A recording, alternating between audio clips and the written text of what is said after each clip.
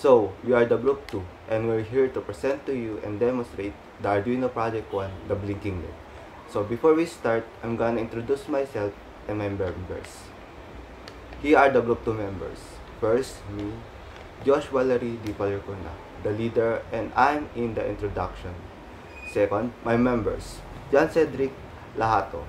He will explain and demonstrate to you the procedure and instruction of the Arduino. Third, Ashik Yumaid Al-Sinawi. He will explain to us our source code to run this Arduino project. And last, Christian Baluardo.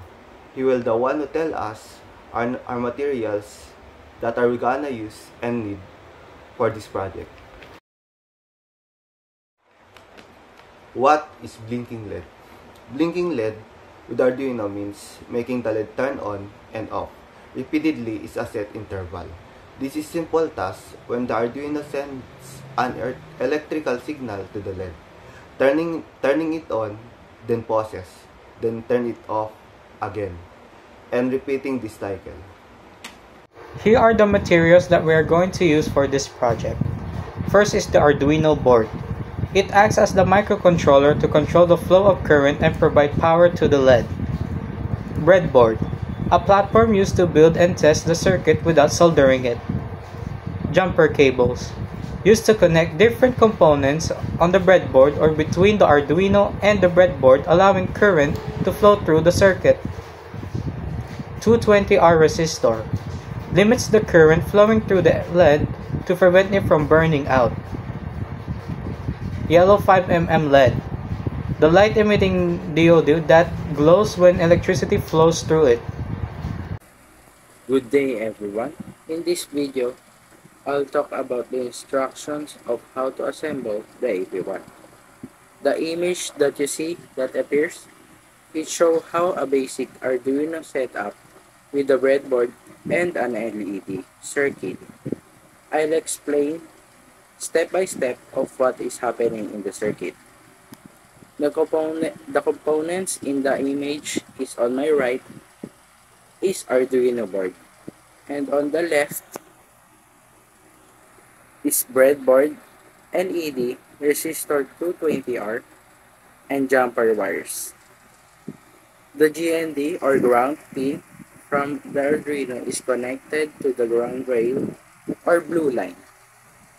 On the breadboard using a black jumper wire, the 5 volts pin from the Arduino is connected to the positive rail or a red line on the breadboard using a red jumper wire. This supplies the required power to the breadboard. Next step is LED placement. The LED is placed on the breadboard. It has 2 pins. A longer leg is positive and the shorter leg is a negative. The longer leg connects to the positive side and the shorter leg connects to the ground through a resistor. Next step, resistor placement. A resistor placement is placed between the anode of the LED and the Arduino pin, connected by the blue wire. The resistor limits the current going to the LED to prevent it from burning out. The other leg of the LED is connected to the ground on the breadboard. We proceed to our procedure.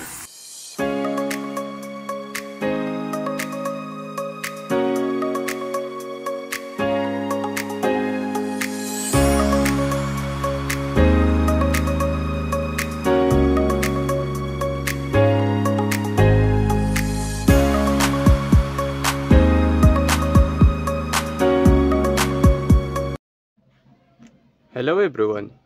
In this video, I'll talk about how our code works that makes an LED blink on and off. The code we're using is very simple. We're going to make an onboard LED, which is connected to pin 13 of the Arduino. Blink every second, this line defines a constant integer called kpin LED, and it's set to the value 13. In Arduino, pin 13 is special because it's connected to an onboard LED. So this constant helps us easily refer to that pin throughout the program. Next, we have the setup function. This function runs once when we power on or reset the Arduino. So let's take a look. Here, we use the pin mode function to set the pin mode of K-pin LED, which is pin 13, to output. This means we're going to use pin 13 to send signal to the LED and control when it turns on or off. Now the loop function is where the main action happens.